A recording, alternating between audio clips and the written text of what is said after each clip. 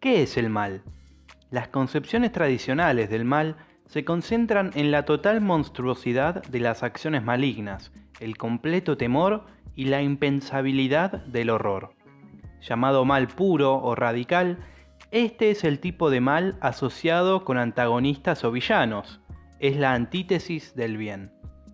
Para Hannah Arendt, una filósofa alemana judía, el mal no es siempre tan simple como un deseo primordial de no hacer el bien. En su lugar, Arendt elige concentrar su discusión del mal en un hombre en particular, Adolf Eichmann.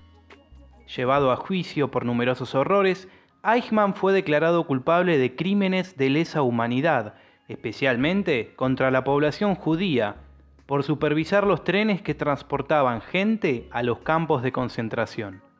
El 31 de mayo de 1962 fue colgado. Arendt viajó a Jerusalén para cubrir el juicio de Eichmann. Ella esperaba encontrar un monstruo de cálculo frío, un hombre que disfrutara de sus malévolas hazañas. En cambio, lo que encontró fue algo aún más chocante. Eichmann era un hombre inocuo y aparentemente normal, en cierto sentido. Era un cliché, un estereotipo de burócrata, una especie de sonámbulo de la vida, una persona que se rehusaba a comprender el peso de sus crímenes. En palabras de la propia filósofa, lo más grave en el caso de Eichmann era precisamente que hubo muchos hombres como él, y que estos hombres no fueron pervertidos ni sádicos, sino que fueron, y siguen siendo, terrible y terroríficamente normales. Desde el punto de vista de nuestras instituciones jurídicas y de nuestros criterios morales, esta normalidad resultaba mucho más terrorífica que todas las atrocidades juntas, por cuanto implicaba que este nuevo tipo de delincuente, tal como los acusados y sus defensores dijeron hasta la saciedad en Nuremberg, que en realidad merece la calificación de enemigo de la humanidad, comete sus delitos en circunstancias que casi le impiden saber o intuir que realiza actos de maldad. Eichmann no estaba afligido con un imperioso sentido de maldad. En cambio, lo que Arendt encontró era un hombre que no tenía pensamientos, que nunca se detenía a ponerse en el lugar del otro, que se negaba a pensar desde la perspectiva de otro. Ella encontró a alguien con un incuestionable sentido de obligación ante la autoridad, que toda su vida había sido un seguidor, una persona ansiosa por encajar y ser conducida. Él sufría de una lealtad ciega y un autoengaño sobre la moralidad de sus acciones. Esto hizo que Arendt repensara su concepto del mal, porque Eichmann no era un demonio de ninguna manera obvia. Lo que ella encontró fue la banalidad del mal, una forma diaria del mal, un burócrata ansioso por hacer su trabajo, uno que no tenía empatía o perspectiva.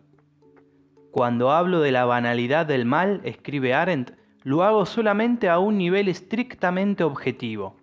Eichmann no era estúpido, únicamente la pura y simple irreflexión, que en modo alguno podemos equiparar a la estupidez, fue lo que le predispuso a convertirse en el mayor criminal de su tiempo. Y si bien esto merece ser clasificado como banalidad e incluso puede parecer cómico, y ni siquiera con la mejor voluntad cabe atribuir a Eichmann diabólica profundidad, también es cierto que tampoco podemos decir que sea algo normal o común. En realidad, una de las lecciones que nos dio el proceso de Jerusalén fue que tal alejamiento de la realidad y tal irreflexión pueden causar más daño que todos los malos instintos inherentes, quizá, a la naturaleza humana. Pero fue únicamente una lección, no una explicación del fenómeno, ni una teoría sobre el mismo. De acuerdo con esta pensadora, no es necesario ser cruel, sádico o atroz para encarnar el mal. Todo lo que una persona tiene que hacer es seguir ciegamente las órdenes de otra persona. Para Arendt, esa es la banalidad del mal, concepto que nos invita a reflexionar qué podemos hacer para salvar a la humanidad de la obediencia ciega. La expresión banalidad del mal fue acuñada por esta filósofa en su libro Eichmann en Jerusalén, cuyo subtítulo reza justamente Un informe sobre la banalidad del mal. Este escrito del año 1963 reporta el juicio a Adolf Eichmann en Jerusalén para el diario estadounidense The New Yorker. Eichmann, por su parte, había sido un criminal de guerra austríaco-alemán de alto rango en el régimen nazi durante la Segunda Guerra Mundial, uno de los mayores organizadores y responsable directo de la solución final, principalmente en Polonia, y de los transportes de deportados a los campos de concentración. En su texto, la autora afirma que, aparte de un deseo de mejorar su carrera, Eichmann no mostró ningún rastro de antisemitismo o daño psicológico. El juicio se inicia en 1961 en Israel por los crímenes ya mencionados. De más está decir que este evento estuvo envuelto en una gran polémica y muchas controversias. Casi todos los periódicos del mundo enviaron periodistas para cubrir las sesiones, entre ellas Hannah Arendt enviada por The New Yorker, sesiones que fueron realizadas de forma pública por el gobierno israelí.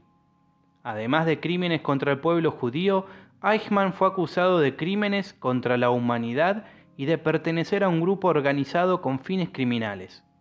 Fue condenado por todos estos crímenes y ahorcado en 1962, en las proximidades de Tel Aviv. En el subtítulo de su obra, Arendt introdujo la famosa frase de la banalidad del mal. En parte, dicha frase se refiere al comportamiento de Eichmann en el juicio, en cuanto no mostró culpa por sus acciones ni odio por quienes lo juzgaban, alegando que no tenía ninguna responsabilidad porque simplemente estaba haciendo su trabajo. Él cumplió con su deber, no solo obedeció órdenes, sino que también obedeció la ley. Basándose en sus reportajes del juicio, las declaraciones judiciales, la evidencia histórica disponible y sobre todo su conocimiento filosófico-político, en su libro Arendt no solo describió el desarrollo de las sesiones, sino que además hizo un análisis del individuo Eichmann, destacando lo siguiente. En primer lugar, Eichmann declaró en el juicio que él siempre había tratado de cumplir con Immanuel Kant y su imperativo categórico. Ella sostiene que Eichmann había tomado esencialmente la lección equivocada de Kant.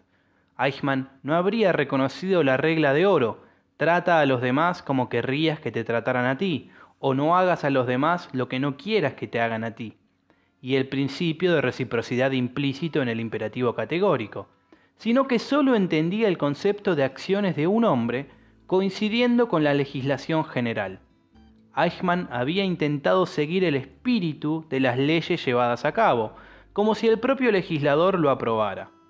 En la formulación de Kant del imperativo categórico, el legislador es la moral autónoma, y todos los hombres son los legisladores. En la formulación de Eichmann, en cambio, el legislador era Hitler.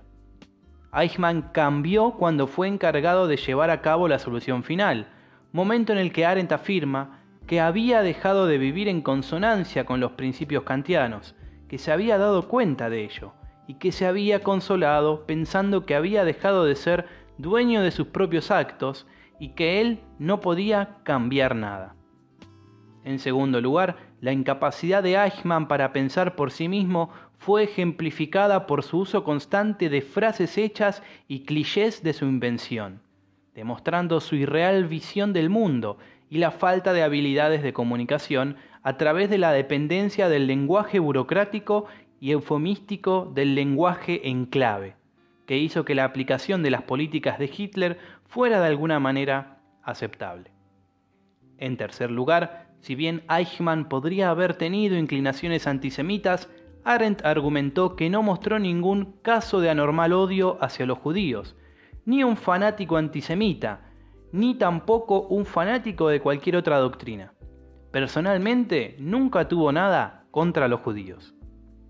En cuarto lugar, Eichmann constantemente se unía a organizaciones con el fin de definirse a sí mismo, y tenía dificultades para pensar por sí mismo sin esa pertenencia. En su juventud perteneció a la Asociación de Jóvenes Cristianos, al movimiento alemán juvenil de las Aves Errantes y a la sección juvenil de la organización germano-austríaca de veteranos de guerra. En el año 1933 fracasó en su intento de unirse a una logia masónica, momento en el que un amigo de la familia y futuro criminal de guerra, Ernst Kaltenbrunner, lo animó a unirse a las escuadras de defensa, más conocidas como las SS. Al final de la Segunda Guerra Mundial, Eichmann se encontraba deprimido, ya que se dio cuenta de que a partir de entonces se vería obligado a vivir sin pertenecer a organización alguna. Arendt señaló que sus acciones no estaban conducidas por la malicia, sino por una ciega dedicación al régimen y a su necesidad de pertenecer. En palabras del propio Eichmann, comprendí que tendría que vivir una difícil vida individualista, sin un jefe que me guiara, sin recibir instrucciones, órdenes ni representaciones, sin reglamentos que consultar. En pocas palabras, ante mí se abría una vida desconocida que nunca había llevado. En quinto lugar, a pesar de sus pretensiones, Eichmann no era de hecho muy inteligente. Como detalla Arendt en el segundo capítulo del libro, no pudo completar ningún curso de secundaria o formación profesional y encontró su primer empleo significativo como viajante de comercio a través de conexiones de la familia. Arendt observó que tanto en las SS como en el juicio de Jerusalén, Eichmann trató de cubrir su falta de habilidades y educación y se ruborizó cuando estos hechos salieron a la luz. En sexto lugar, si bien los comandantes de las SS eran parte de una élite intelectual, Eichmann, sin embargo, sufría de falta de imaginación y de una incapacidad para pensar. En séptimo lugar, Arendt confirma varios puntos donde Eichmann en realidad afirmaba haber sido responsable de atrocidades ciertas, a pesar de que carecía de la potencia o la experiencia para tomar estas medidas. Por otra parte, Eichmann hacía estas afirmaciones a pesar del daño que provocaban a su defensa. De ahí la afirmación de Arendt de que la jactancia era el vicio que perdía a Eichmann. Arendt también sugiere que Eichmann pudo haber preferido ser ejecutado como un criminal de guerra que vivir como un don nadie. Esto va en paralelo a su sobreestimación de su propia inteligencia y su valor pasado en las organizaciones en las que había trabajado, como se indicó anteriormente. Y en octavo lugar, Arendt sostiene que Eichmann, en su papel secundario en la conferencia de Wannsee, fue testigo de la clasificación y archivo de la administración pública alemana, reorganizada de acuerdo con el programa de Reinhard Heydrich de la solución final en Europa. Al ver a los miembros de la sociedad respetable aprobar asesinato en masa y participando con entusiasmo en la planificación de la solución, Eichmann consideró que su responsabilidad moral se relajaba, como si él fuera Poncio Pilato. En síntesis, según Arendt, Eichmann no poseía una trayectoria o características antisemitas y no presentaba los rasgos de una persona con carácter retorcido o mentalmente enferma. Actuó como actuó simplemente por deseo de ascender en su carrera profesional, y sus actos fueron un resultado del cumplimiento de órdenes superiores. Era un simple burócrata que cumplía órdenes sin reflexionar sobre sus consecuencias. Para Eichmann, todo era realizado con celo y eficiencia, y no había en él un sentimiento de bien o mal en sus actos. Arendt sugiere que lo más llamativo de su análisis desacredita la idea de que los criminales eran manifiestamente psicópatas y diferentes de la gente normal. A partir de este documento, muchos concluyeron que situaciones como el Holocausto pueden hacer que incluso el más común de los humanos cometa crímenes horrendos con los incentivos adecuados. Pero Arendt se mostró rotundamente en desacuerdo con esta interpretación, ya que Eichmann estaba siguiendo libremente el principio de autoridad o de obediencia absoluta. Arendt insiste en que la elección moral sigue siendo libre, incluso en el totalitarismo, y que esta elección tiene consecuencias políticas, incluso cuando quien elige es políticamente impotente. En circunstancias de terror, la mayoría de la gente se doblegará, pero algunos no se doblegarán del mismo modo que la lección que nos dan los países a los que se propuso la aplicación de la solución final es que pudo ponerse en práctica en la mayoría de ellos, pero no en todos. Desde un punto de vista humano, la lección es que actitudes cual la que comentamos constituyen cuanto se necesita y no puede razonablemente pedirse más para que este planeta siga siendo un lugar apto para que lo habiten seres humanos. Arendt menciona, como ejemplo de ello, el rescate de los judíos daneses. Difícil resulta vencer la tentación de recomendar que esta historia sea de obligada enseñanza a todos los estudiantes de ciencias políticas, para que conozcan un poco el formidable poder propio de la acción no violenta y de la resistencia ante un contrincante que tiene medios de violencia ampliamente superiores.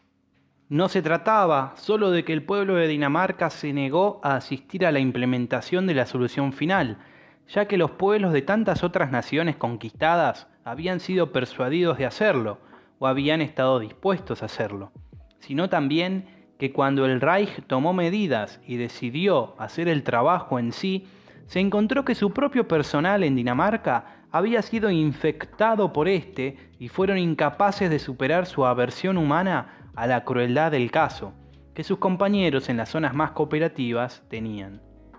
Acerca de la personalidad de Eichmann, Arendt concluye que a pesar de los esfuerzos del fiscal, cualquiera podía darse cuenta de que aquel hombre no era un monstruo, pero en realidad se hizo difícil no sospechar que fuera un payaso. Y como esta sospecha hubiera sido fatal para el buen fin del juicio y a la vez era bastante difícil de sostener en vista de los sufrimientos que él y sus semejantes habían causado a millones de personas, sus peores payasadas se tomaron escasamente en cuenta y casi nunca se informó de ellas. Arendt termina el libro dirigiéndose a Eichmann como si ella fuese uno de los juzgadores. Y del mismo modo que tú apoyaste y cumplimentaste una política de unos hombres que no deseaban compartir la tierra con el pueblo judío ni con ciertos otros pueblos de diversa nación, como si tú y tus superiores tuvierais el derecho de decidir quién puede y quién no puede habitar el mundo, nosotros consideramos que nadie, es decir, ningún miembro de la raza humana, puede desear compartir la tierra contigo. Esta es la razón, la única razón, por la que has de ser ahorcado. Más allá de su análisis sobre el propio Eichmann, Arendt analiza varios aspectos adicionales del juicio, su contexto y el Holocausto. En primer lugar, señala que Eichmann fue secuestrado por agentes israelíes en Argentina y transportado a Israel, un acto ilegal, y que fue juzgado en Israel a pesar de que no fue acusado de cometer ningún tipo de delito allí. Si no se le hubiera considerado culpable, escribe Arendt, culpable sin lugar a dudas razonables, los israelitas jamás se hubieran atrevido ni hubieran querido raptarle. En segundo lugar, Arendt describe el juicio como un juicio arreglado y dirigido por el primer ministro israelí Ben Gurión, y afirma que éste quería, por varias razones políticas, no hacer hincapié en todo lo que Eichmann había hecho, sino que quedara claro lo que los judíos habían sufrido durante el Holocausto. Señala que los criminales de guerra fueron juzgados en Nuremberg, acusados de crímenes contra los miembros de diversas naciones, sin referencia especial al genocidio nazi contra los judíos. Escribe Arendt, ¿acaso la lógica conducta a seguir no consistía en exponer ante el tribunal los sufrimientos de los judíos, de los que nadie dudaba, y luego ofrecer las pruebas que de un modo u otro los relacionaran con Eichmann? El juicio de Nuremberg, en el que los procesados fueron acusados de crímenes contra los pueblos de diversas naciones, no se ocupó de la tragedia de los judíos por la sencilla razón de que Eichmann no se sentó en el banquillo. En tercer lugar, Arendt cuestiona el derecho de Israel a juzgar a Eichmann. Israel fue signatario de la Convención de las Naciones Unidas sobre el Genocidio del año 1948, que rechazaba la jurisdicción universal y exigía que los acusados fueran juzgados en el territorio en el que se cometió el acto o por un tribunal internacional. El Tribunal de Jerusalén no siguió ninguna de las dos opciones. En cuarto lugar, las acciones de Eichmann no eran delitos según la ley alemana, ya que en ese momento, a los ojos del Tercer Reich, era un ciudadano respetuoso de la ley. fue juzgado por crímenes en retrospectiva. Escribe Arendt, sus actos únicamente podían considerarse delictuosos retroactivamente. Eichmann siempre había sido un ciudadano fiel cumplidor de las leyes y las órdenes de Hitler, que él cumplió con todo celo. Tenían fuerza de ley en el Tercer Reich. En quinto lugar, el fiscal Gideon Hausner siguió el tono establecido por el primer ministro Ben-Gurión, quien afirmó: en este histórico juicio no es un individuo quien se sienta en el banquillo, no es tampoco el régimen nazi, sino el antisemitismo secular. Las declaraciones de apertura correspondientes a Hausner, que hacían muchas referencias a pasajes bíblicos, eran una mala interpretación histórica y barata elocuencia, según Arendt. Peor todavía, estas palabras mal se compadecían con el hecho de someter a Eichmann a juicio, por cuanto sugerían que quizá este fuera el inocente ejecutor de algún misterioso designio formulado desde el principio de los siglos, o incluso que el antisemitismo fuera una fuerza necesaria para borrar el rastro del sangriento itinerario de este pueblo, a fin de que de tal modo pudiera realizar su destino. Y en sexto lugar, Arendt también señaló la complicidad de ciertos judíos con el régimen nazi, como la de ciertos líderes de consejos judíos que colaboraron plenamente a la hora de enviar correligionarios a los campos de exterminio. Esta visión racional del juicio, cuando numerosas personas esperaban una adhesión incondicional a las tesis de la Fiscalía, le valió un gran número de críticas a la autora. Para Arendt, Eichmann no era el monstruo, el pozo de maldad que era considerado por la mayor parte de la prensa. Los actos de Eichmann no eran disculpables, ni él inocente, pero estos actos no fueron realizados porque Eichmann estuviese dotado de una inmensa capacidad para la crueldad, sino por ser un burócrata, un operario dentro de un sistema basado en los actos de exterminio. Sobre este análisis, Arendt acuñó la expresión banalidad del mal, para expresar que algunos individuos actúan dentro de las reglas del sistema al que pertenecen sin reflexionar sobre sus actos. No se preocupan por las consecuencias de sus actos, solo por el cumplimiento de las órdenes. La tortura, la ejecución de seres humanos o la práctica de estos malvados no son considerados a partir de sus efectos o de su resultado final, con tal que las órdenes para ejecutarlos provengan de estamentos superiores. Hannah Arendt discurre sobre la complejidad de la condición humana y alerta de que es necesario estar siempre atento a lo que llamó la banalidad del mal y evitar que ocurra. Hoy la frase es utilizada con un significado universal para describir el comportamiento de algunos personajes históricos que cometieron actos de extrema crueldad y sin ninguna compasión para con otros seres humanos, para los que no se han encontrado traumas o cualquier desvío de la personalidad que justificaran sus actos. En resumen, eran personas normales, a pesar de los actos que cometieron. En síntesis, la tesis de Arendt es que Eichmann no era en realidad un fanático o un sociópata, sino una persona extremadamente normal y mundana que se basaba en defensas cliché en lugar de pensar por sí mismo. Estaba motivado por la promoción profesional más que por la ideología y creía en el éxito, que él consideraba el estándar principal de la buena sociedad. La banalidad, en este sentido, no significa que las acciones de Eichmann fueran de alguna manera ordinarias, o incluso que hay un Eichmann potencial en todos nosotros, sino que sus acciones fueron motivadas por una especie de complacencia que no era nada excepcional. Muchos expertos de mediados del siglo XX se mostraron favorables al concepto, pero hubo otros que no.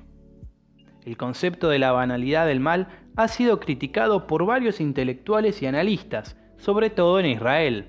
Especialmente la expresión banalidad en relación con un asesino en masa fue atacada desde diferentes frentes, entre otros también por Hans Jonas. Por ejemplo, en un artículo en la revista británica de psicología The Psychologist, Alexander Haslam y Stephen Reicher argumentaban que los crímenes a la escala con que Eichmann los realizó no pueden ser cometidos por personas corrientes. Las personas que cometen ese tipo de crímenes se identifican activamente con grupos cuya ideología justifica y condona la opresión o destrucción de otros.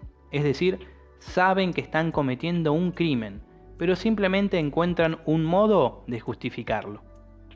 Por otro lado, en la revista The Wilson Quarterly, el autor Stephen Miller argumentó que el hecho de decir que las razones detrás de un genocidio son banales resulta extraordinario.